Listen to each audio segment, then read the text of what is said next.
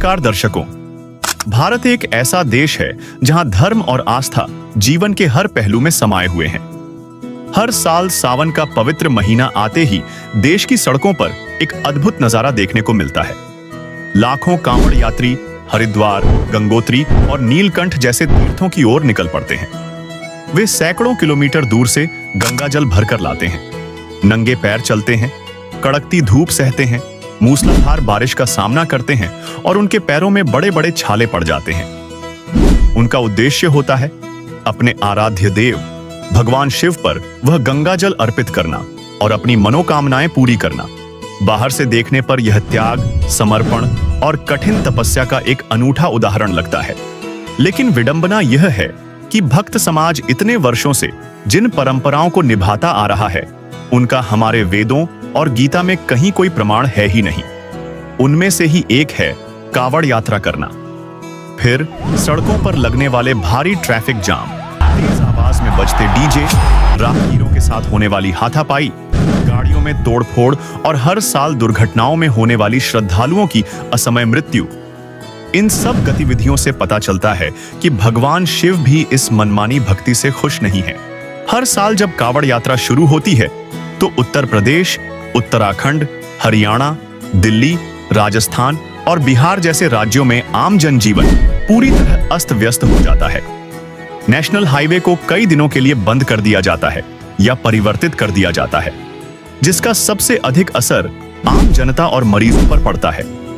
समाचार पत्रों में हर साल ऐसी खबरें सामने आती हैं जिनमें दूर दराज जाने वाले आम यात्री, स्कूल के बच्चे और गंभीर हालत में अस्पताल जा रहे मरीज एम्बुलेंस सहित घंटों लंबे ट्रैफिक जाम में फंसे दिखाई देते हैं। कई बार एम्बुलेंस के समय पर अस्पताल न पहुंच पाने के कारण मरीजों की जान तक चली जाती है। वहीं कई जगहों पर उपद्रव और हिंसा की घटनाएं भी सामने आती हैं। कावड़ यात्रा के दौरान सड़क हादसे भी चिंता का विषय बने रहते हैं। तेज रफ्तार वाहनों की चपेट में आने या बिजली के तारों से करंट लगने जैसी दुर्घटनाओं में हर साल कई कावड़ यात्रियों की जान चली जाती है। लेकिन सवाल यह है कि जिस धार्मिक क्रिया में श्रद्धालुओं को इतनी कठिनाइयों और जोखिमों का सामना करना पड़ता है, क्या वास्तव में हमारे शास्त्र इसकी अनुमति देते हैं? बल्कि सच्चाई तो यह है कि सनातन धर्म के किन्हीं भी शास्त्रों में कावड़ लाने और उससे शिवजी का जलाभिषेक करने का कोई निर्देश या प्रावधान नहीं मिलता। इसलिए यह क्रिया शास्त्र विरुद्ध होने के कारण पूर्ण रूप से व्यर्थ है। सूक्ष्म वेद में कहा गया है, सामन सैल न कीजय, राजा योगी बैठ पतीजे। सावन में इतना पाप होता है भ्रमण करने का, सैर करने का, जितना पूरे साल में नहीं होता, क्योंकि सावन में छोटे बड़े अनगिनत जीव उत्पन्न हो जाते हैं। उस समय में ये नकली गुरुओं ने कांवड़ लाने की शिक्षा दे रखी है। यही वजह है कि कांवड़ लाने ले जाने में अरबों खरबों जीव पैरों तले मारे जाते हैं। इस बारे में परमात्मा बताते हैं, ब्राह्मण सहंस हत्या जो होई, जल स्नान करत हो सोई। हरी भांति पृथ्वी के रंगा, अन्नत कोटि जीव उड़े पतंगा। पृथ्वी ऊपर पग जो धारे, कोटि जीव एक दिन में मारे। अर्थात जो आप तीर्थ वाले तालाब में स्नान करते हो, उसके जल में असंख्यों जीव होते हैं। जो आप मल मल कर स्नान करते हो, असंख्यों जीवों की मृत्यु हो जाती है। वह पाप 1000 ब्राह्मणों की हत्या के समान लगता है। पृथ्वी के ऊपर घास के अंदर भी जीव हैं।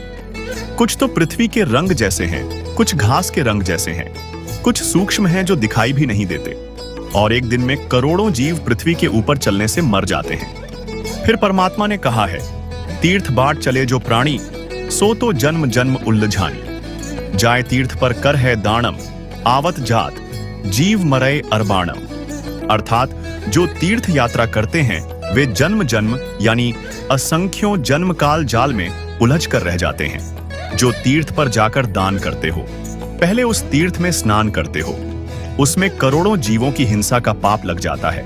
पुण्य एक, पाप अनेक लगे। साथ ही कांवड़ जैसी मनमानी क्रियाओं के विषय में गीता जी में क्या कहा गया है, सुनिए।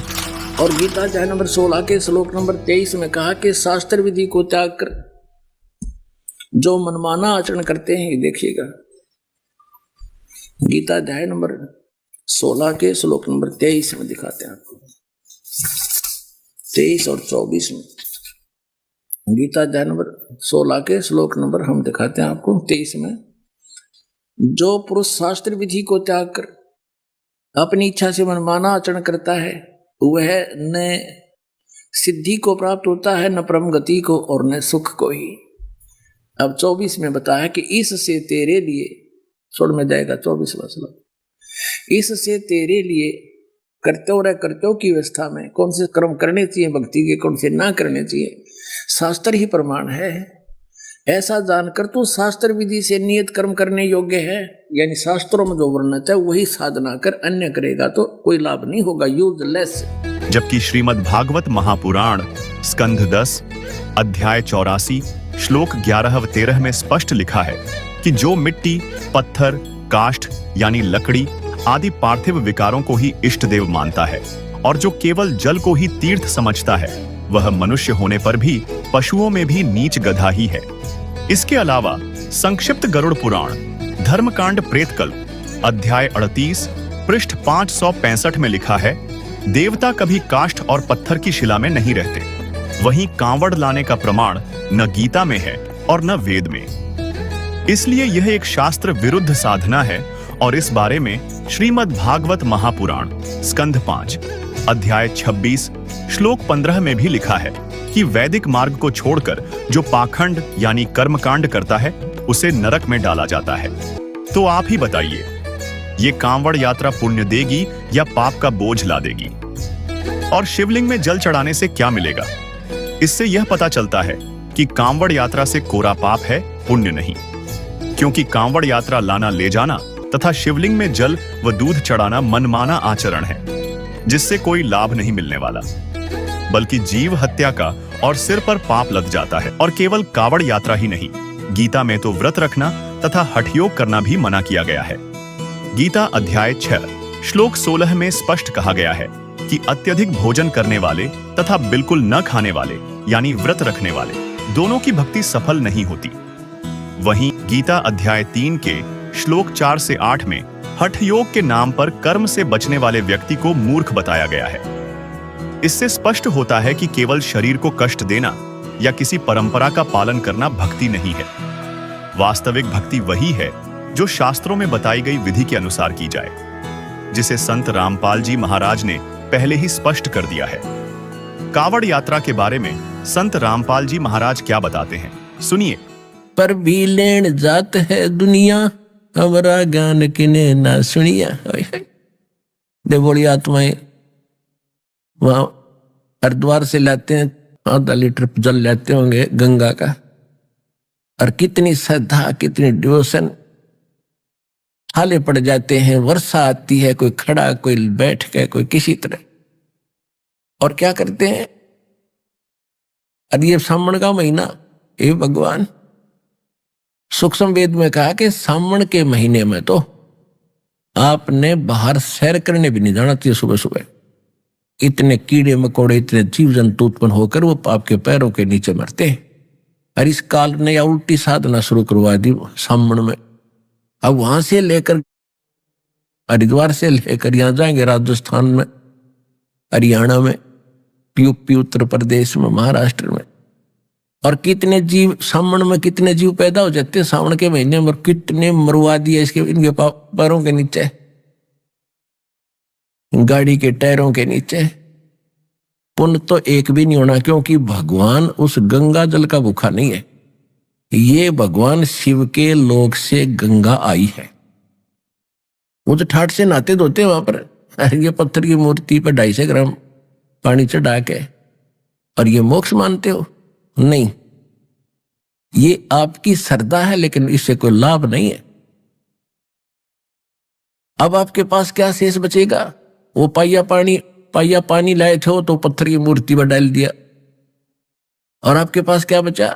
वहां से लेकर वहां तक जो पाप इकट्ठे करे, पैरों के नीचे जीव मारे, वो आपके बैड अकाउंट में लिखे गए, खूब ठोक के।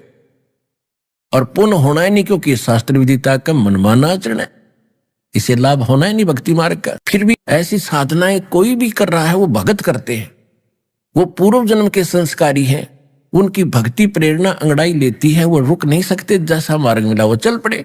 अब रास्ते में जगह जगह भंडारे लगाए होते हैं। अब उनके जो पुण्य थे पिछले जन्म के, वो खाना खुना खिला के वो लूट लेंगे रास्ते में, और पहिया पानी वहां डाल दिया हो जा मिला उड़े रेत में। उनके पास क्या रह गया? एक तो पूंजी खत्म हुई, दूसरे का खाना खा के उनका कमाई गई, बाहर बना, और उधर से फिर वो जीव हिंसा के, वो पाप के भागी बने, कुछ भी लाभ नहीं हुआ। तो यहां परमात्मा कहते हैं, पर भी लेन जात है दुनिया, हमारा ज्ञान किने ना सुनिया। यहां वो मार्ग मिले, और यहां पाए हो 3 दिन, यहां बैठोगे, ठाठ से भक्ति करोगे, सत्संग सुनोगे।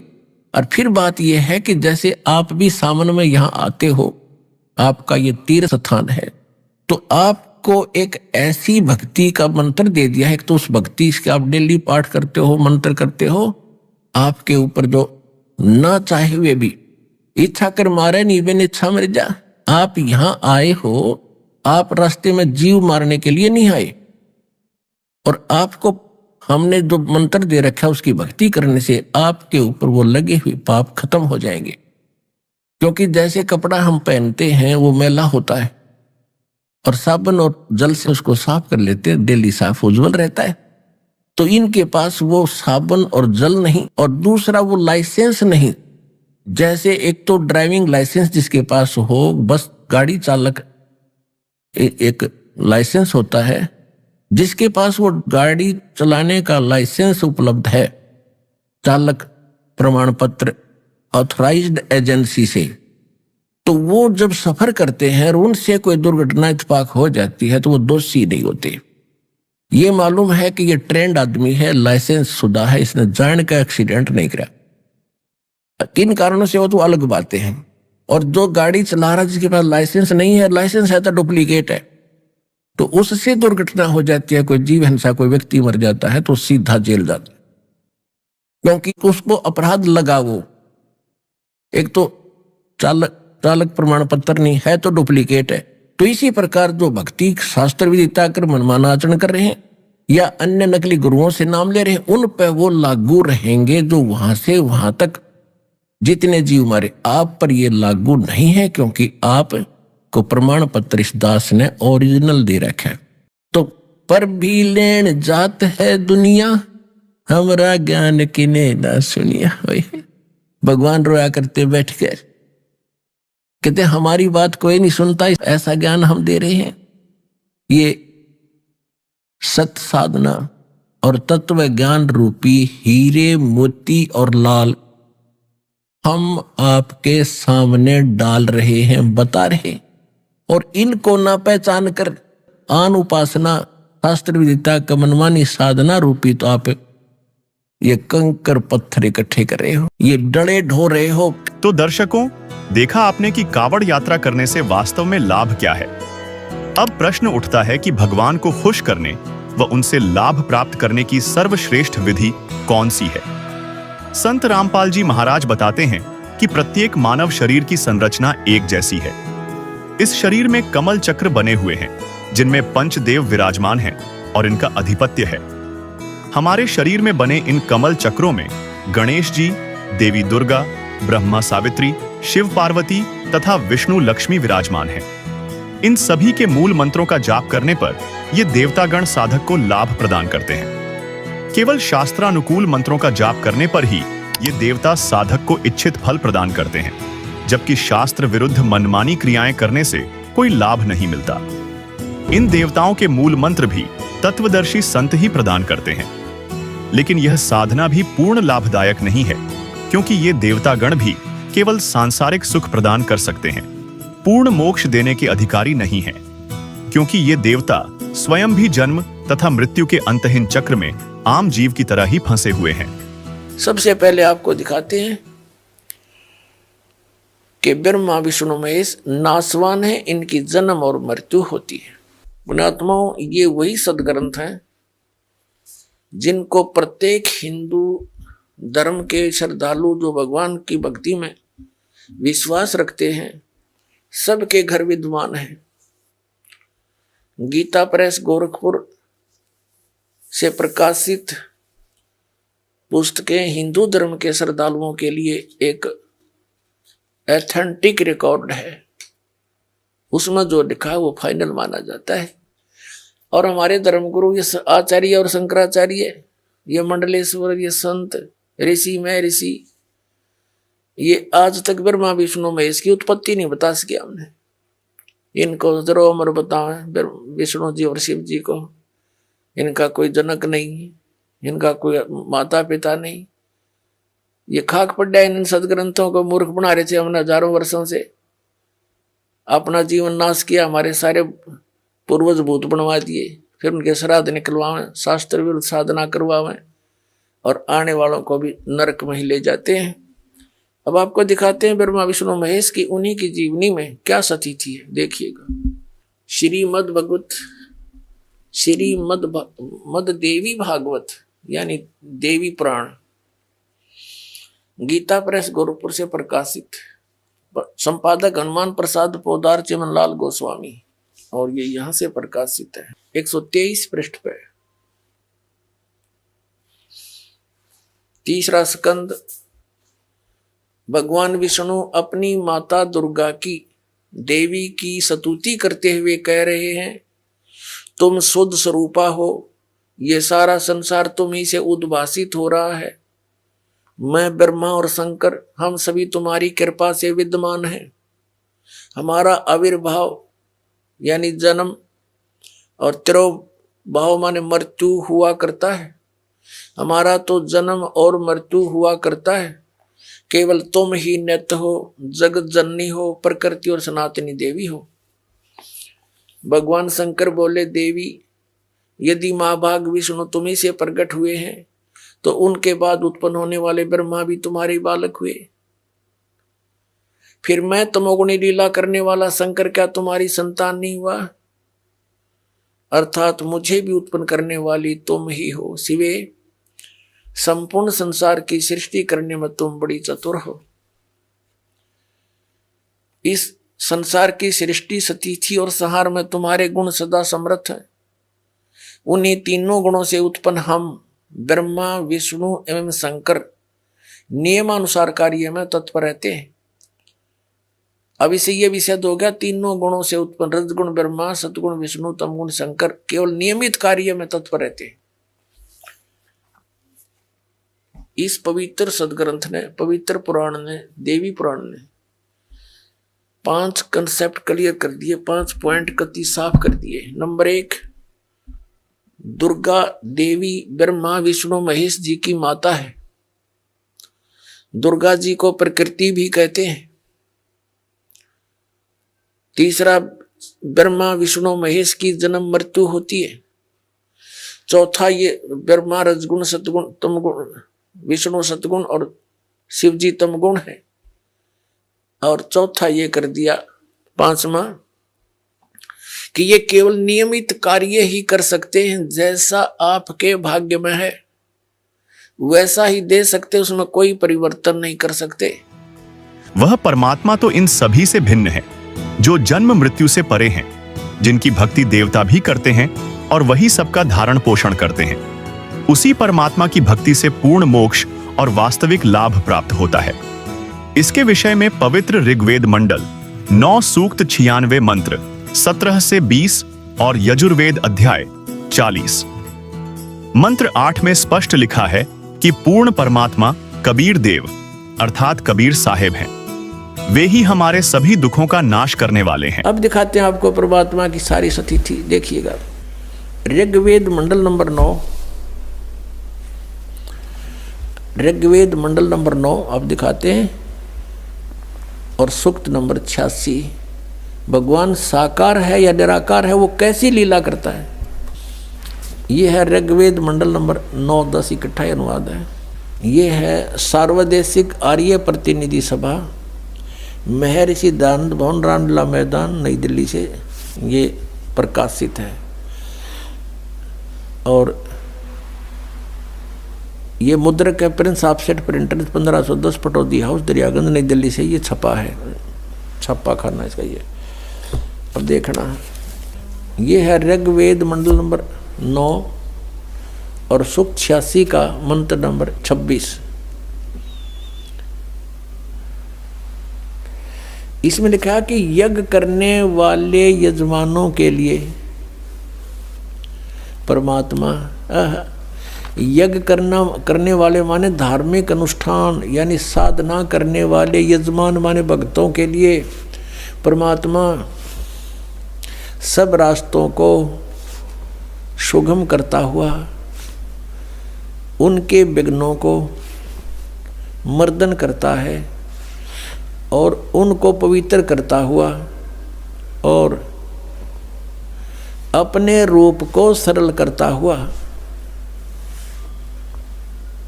वह कांति में परमात्मा, यह लिखना था कबीर देव। कवि कोई भी सर्वज्ञ नहीं हो सकता जिसको सारा ज्ञान हो।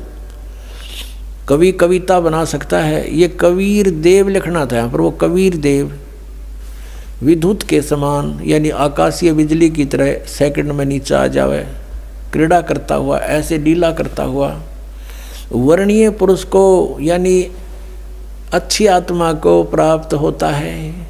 अच्छी आत्मा को आके मिलता है वो, जैसे आदरणीय धर्मदास जी को मिले, आदरणीय नानक साहिब जी को मिले, आदरणीय मुलुकदास साहिब जी को मिले, आदरणीय दादू साहिब जी को मिले, आदरणीय गरीबदास साहिब जी गांव छुरानी जिला दद्दर हरियाणा वाले को मिले, आदरणीय गीसा दास साहिब जी गांव खेखड़ा यूपी मेरठ वाले को मिले। तो अच्छे पुरुष को आकर प्राप्त होता है। वो कहाँ रहता हो भगवान? 27वें श्लोक में, ऋग्वेद मंडल नंबर 9 और सूक्त नंबर 86 का 26 पढ़कर हम 27 में पा गए।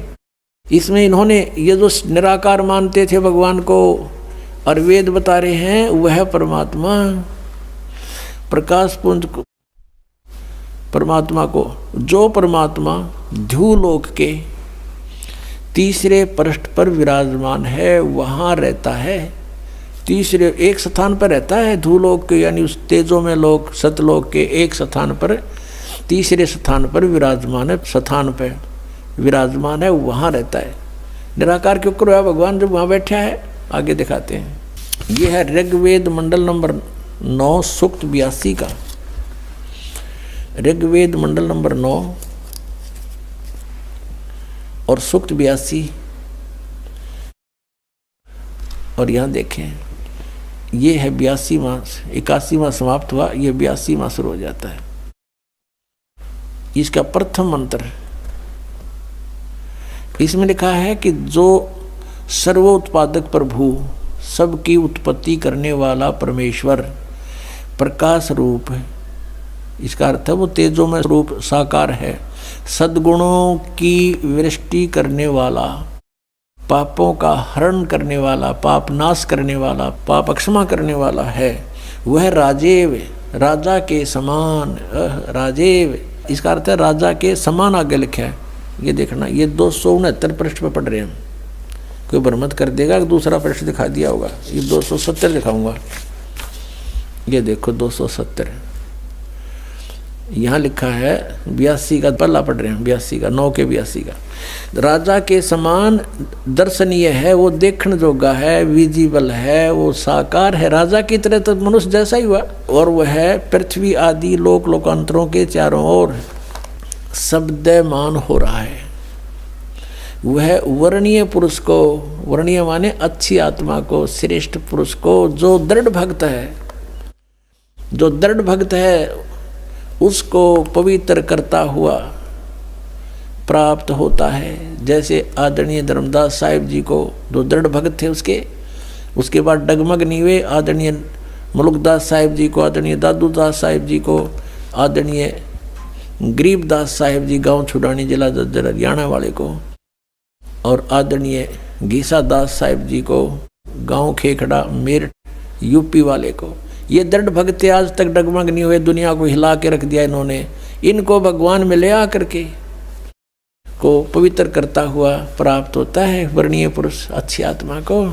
जिस प्रकार विद्युत माने आकाशीय बिजली स्नेह वाले स्थानों को आधार बनाकर प्राप्त होता है। देखो कितना स्पष्ट किया इन्होंने। ऋग्वेद मंडल नंबर 9 और सूक्त नंबर 81 में कति कंसेप्ट क्लियर कर दिया कि वो परमात्मा राजा की तरह देखने जोगा है। राजा का अर्थ है कि वो शक्तिशाली होता है, मनुष्य सदृश ही है, राजा के समान है और साकार है, देखने जोगा है। और वो अच्छी आत्मा को वहाँ से चलकर आकर मिलता है ये, और जो दृढ़ भक्त होते हैं उनको मिलता है, अन्य को नहीं। जैसे आकाश की बिजली, आकाशीय बिजली गिरती है, वो किसी वस्तु पर गिरती है जहाँ उसका विशेष अट्रैक्शन बनता है। पुराने समय में जब कांसी धातु के बेले थाली हुआ करते प्रांत, और उनको अगर वर्षा के दिनों में कहीं बाहर वो पड़े रह जाते तो हमारे बुजुर्ग दादी माता कहा करते थे कि कांसी के बर्तन पर बिजली गिर जाती है, जब उसका संयोग होता है ऊपर से गिरने का तो वहाँ अवश्य उसी को तुरंत वहीं आकर के अट्रैक्ट होती है, उस कारण उस खिंची आती है, उसी पर गिरती है। उसको उठवाकर अंदर रखवा दिया करते थे। तो कहने का भाव ये है कि परमात्मा उस बिजली की तरह, जैसे वो अपने विशेष जिस पर वो आकर्षण होता वहीं गिरती है, ऐसी स्थिति से परमात्मा उन दृढ़ भक्तों को आकर मिलता है जो मिलन योग्य हों, जिनको वो उनसे आकर्षित होता है, ताकि ये मेरी आगे बढ़ा सकें, इस ज्ञान को, काल के जाल को हटा सकें, मेरे प्यारी आत्माओं तक ये संदेश पहुंचा सकें। और उनका क्या कर ले, आंखें देखें, जब भी ना मानो न भगवान मिल लेगा, उन तो काला मिल लेगा जहाँ ये रह रहे हैं। अब 9वें मंडल सूक्त 82 का मंत्र 1 पढ़ लिया, अब 2 दिखाते हैं, देखिएगा। ऋग्वेद मंडल नंबर 9 सूक्त 82 का हमने ये पढ़ लिया, अब 2 पढ़ते हैं। वो परमात्मा किस उद्देश्य से आता है? हे परमात्मन, उपदेश करने की इच्छा से आप महापुरुषों को प्राप्त होते हो, अच्छी आत्माओं को, महान आत्माओं को प्राप्त होते हो, और आप अत्यंत गतिशील पदार्थ के समान हमारे आध्यात्मिक यज्ञों को प्राप्त होते हो। यानी अत्यंत गतिशील पदार्थ के समान, यानी जैसे बिजली चलती है, बिजली जैसी गति से आप, और उपदेश करने के लिए आते हो, यहाँ पर सच्चा ज्ञान देने के लिए। आप कबीर देव हैं, आप कबीर देव, यह लिखना था, सर्वज्ञ लिख दिया, आप यहाँ लिखना था आप कबीर देव हैं। हम उसको कबीर साहब कहते हैं, आप कबीर साहब हैं, शुद्ध स्वरूप है। अब जैसे ये अभी आपको दिखा था, जहाँ यजु लिखा हो तो यजुर्वेद लिखना पड़ेगा वहाँ पर, वो इन्होंने किया भी है। महर्षि दानंद ने यजुर्वेद के 36वें अध्याय के प्रथम मंत्र में यजु का अर्थ यजुर्वेद किया है, तो यहाँ लिखना था वो कबीर देव है, वो शुद्ध स्वरूप है। हमारे पापों को हे दूर करके, हे सोम, हे अमर परमात्मा, हमको सुख दे। पुण्यात्मा, वेद पढ़े पर भेद न जाने, ये बात पुराण 18।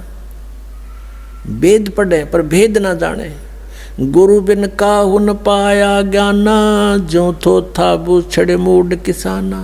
गुरु बिन वेद पढ़े जो प्राणी, समझे न सार रहे अज्ञानी। ये अज्ञानी रहे, इन वेदों को पढ़ा करते, और मैं ऋषि को आगे इन कक्का भी नहीं पता था। अब जैसे परमात्मा मनुष्य दृश्य ये सिद्ध होगा, राजा के समान देखने जोगा है, और वहाँ से गति करके आता है, जिन महापुरुषों को मिलता है, जिन महापुरुषों ने मिला उन बताया कबीर इज गॉड।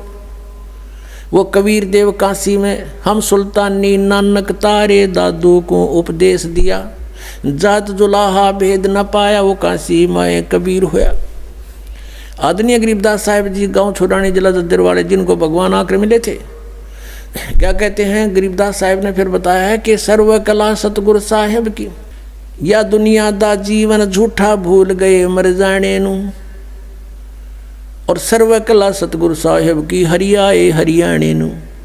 वो परमात्मा हरियाणा में आए गरीबदास जी 280 वर्ष पहले, लगभग सन 1727 में, लगभग 300 वर्ष हो गए, 300 वर्ष से भी ऊपर हो गए। सन 1727 में परमात्मा आए थे, और सन 1866 में न सन 1966 में हरियाणा और पंजाब अलग हुए, जब हरियाणा क्षेत्र का नाम पड़ा था, यो हरियाणा प्रांत बना था। उससे भी कितने वर्ष पहले, 200-250 वर्ष पहले परमात्मा ने लिख दिया, बोल दिया था। गरीबदास साहिब जी ने कहा था कि हरि आए हरियाणे नू। उनके वचन से फिर यो हरियाणा क्षेत्र आज बनकर रहा, ताकि हम इस परमात्मा की वाणी को समझा सकें। अगर ये वाणी 200 वर्ष पहले बोलते, 100 वर्ष 50 वर्ष पहले से बोलते, तो कौन से कहाँ थे? हरियाणा था ही नहीं, जब नाम निशान नहीं था। तो ये हरियाणा बनवा दिया। ये भी वाणी हमारे को याद दिला दी कि हरि आए हरियाणे नू। इनको पता था मालिक का कि इस वाणी का कहाँ आवश्यकता पड़ेगी, किस समय में। फिर गीता ज्ञानदाता ने भी अपने से अन्य श्रेष्ठ परमात्मा की महिमा करते हुए श्रीमद् भगवद गीता अध्याय 18 श्लोक 62 में केवल एक परमात्मा की शरण में जाने को कहा है, जिसकी कृपा से परम शांति और सनातन परम धाम को प्राप्त किया जाता है। उस परमात्मा की भक्ति केवल तत्वदर्शी संत बताते हैं। गीता अध्याय 4 श्लोक 34 और अध्याय 17 श्लोक 23 में कहा गया है कि उस पूर्ण परमात्मा के सत्य ज्ञान को जानने के लिए किसी तत्वदर्शी संत की शरण में जाओ। वही तत्वदर्शी संत आपको उस परमात्मा की सही भक्ति व ज्ञान प्रदान करेंगे। 18वें अध्याय के 62वें श्लोक में कि अर्जुन, तू सर्वभाव से उस परमेश्वर की शरण में जा, उसकी कृपा से परम शांति को और सनातन परम धाम को प्राप्त होगा। मेरे साधना से तुझे वो गति नहीं हो सकती जिससे परम शांति और सनातन परम धाम यानी सतलोक प्राप्त हो जावे। उसके लिए इसने कंसेप्ट क्लियर कर दिया है कि मैं नहीं जानता, उसके लिए तत्वदर्शी संतों को खोजो। चौथे अध्याय के 34वें श्लोक में। और तत्वदर्शी संत की पहचान भी बता दी है 15वें अध्याय के 1 श्लोक में कि ऊपर को जड़ वाला, ऊर्ध्व मूलम अधः शाखम, अश्वत्थम प्रायो अवम, छंदासी यस्य पर्णानि, यह तम वेद से वेदवित। ऊपर को जड़ और नीचे को तीनों गुण रूपी शाखा वाला। श्रीमद् भगवद गीता अध्याय नंबर 15 के श्लोक नंबर 1 का निष्कर्ष दास बता रहा है कि ऊपर को तो जड़ समझो उस संसार रूपी वृक्ष की, और नीचे को शाखा है। 15वें अध्याय के दूसरे श्लोक में स्पष्ट कर दिया कि ये तीनों गुण रूपी शाखा, रजगुण ब्रह्मा, सदगुण विष्णु, तम गुण शिव जी। अब यहाँ केवल हिंट दिया गीता ज्ञानदाता ने, इसका कोई विस्तृत ज्ञान नहीं दिया। उसके लिए ऑप्शन छोड़ दिया कि तत्वदर्शी संत बताएंगे, और फिर पहचान बता दी। तत्वदर्शी संत कौन होगा? वो तत्वदर्शी संत की क्या पहचान है कि जो इस उल्टे लटके हुए संसार रूपी वृक्ष के सभी विभाग बता देगा। स वेदवित, वह वेद के तात्पर्य को जानने वाला है, वो तत्वदर्शी संत है। तो ये ज्ञान परमात्मा ने स्वयं आकर के 600 वर्ष पहले उस परम अक्षर ब्रह्म ने अपने मुखारविंद से बोलकर कबीर वाणी में उस 5वें वेद में, सूक्ष्म वेद में बोला था। उस कबीर परमात्मा ने, उस धाणक कबीर ने, जुल्हाए कबीर ने, वो परम अक्षर ब्रह्म है, उन्होंने बोला था अक्षर पुरुष एक पेड़ है, निरंजन यानी सरपुरुष वा की डार, और तीनों देवा शाखा हैं ये पात रूप संसार। ये ज्ञान परमात्मा ने 600 वर्ष पहले दिया था। देखिएगा, ये उल्टा लटका हुआ संसार रूपी वृक्ष जानो। परमेश्वर कबीर देव जी ने, कबीर साहब ने, परम अक्षर ब्रह्म ने 600 वर्ष पहले ये ज्ञान दिया था कि अक्षर पुरुष एक पेड़ है और सरपुरुष वा की डार, और तीनों देवा शाखा हैं ये पात रूप संसार। जो जमीन से बाहर दिखाई देता है वो हिस्सा पेड़ कहलाता है, वृक्ष कहलाता है, और जड़ें गुप्त होती हैं, प्रोक्ष होती हैं, अनविजिबल होती हैं, लेकिन होती हैं। तो परमात्मा ने स्वयं आकर के ये ज्ञान बताया था कि इस संसार रूपी वृक्ष के सब पार्ट्स बताए थे। अक्षर पुरुष एक पेड़ है, ये तना समझो ये अक्षर पुरुष है, क्योंकि इसके ऊपर फिर सब शाखाएं और टहनी और पत्ते और फल लगते हैं। तो अक्षर पुरुष समझो तना है उसका। कबीर गॉड गिवन ज्ञान है ये सूक्ष्म वेद। कबीर अक्षर पुरुष एक पेड़ है, निरंजन इसको सर पुरुष भी कहते हैं, वह की डार, और तीनों देवा रजगुण ब्रह्मा सतगुण विष्णु तमगुण शिव जी ये शाखा हैं, और पात रूप संसार ये तना है अक्षर पुरुष। इसके फिर एक मोटी डार निकली, इसको जानो सरपुरुष ये ब्रह्म, सरब्रह्म भी कहते हैं इसको, सरपुरुष या सरब्रह्म। ज्योत निरंजन भी इसी का, इसको कहते हैं काल भी इसी को कहते हैं। और इसकी 3 शाखाएं फिर निकली, रजगुण ब्रह्मा, सतगुण विष्णु और तमगुण महेश यानी शिव, और पाते रूप संसारे। और ये जड़ कौन है? ये परम अक्षर ब्रह्म है, ये पूर्ण ब्रह्म परमेश्वर है। ये कौन है? अब ये इधर पता लगेगा ये कौन है। ये पूर्ण ब्रह्म कबीर साहब, ये कबीर देव हैं, वो काशी वाले कबीर, जिसको जुल्हा कबीर, धानक कबीर एक कवि की संज्ञा दे के छोड़ दिया था। ज्ञानता से लाल को एक कौड़ी मान रखा था। इस दास ने इस लाल को परखा है और आपके सामने रखा है। अब यहाँ प्रसंग आया है कि जो उल्टे लटके हुए संसार रूपी वृक्ष के सर्व विभागों को भिन्न भिन्न बता देगा। स वेदवित, वो वेद के तात्पर्य को जानने वाला है, वो तत्वदर्शी संत है। दर्शकों, हमारा उद्देश्य किसी की निष्ठा का अपमान करना या किसी की धार्मिक भावनाओं को ठेस पहुंचाना बिल्कुल नहीं है, बल्कि आदि सनातनी भक्ति और सत्य से अवगत कराना है।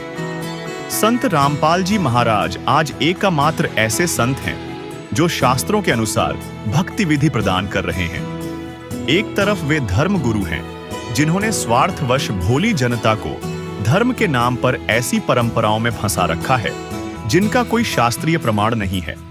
वहीं संत रामपाल जी महाराज ने धर्म ग्रंथों को दिखा दिखाकर यह सिद्ध कर दिया है कि परमात्मा कौन है, उन्हें पाने का तरीका क्या है और उनसे लाभ कैसे प्राप्त किया जा सकता है।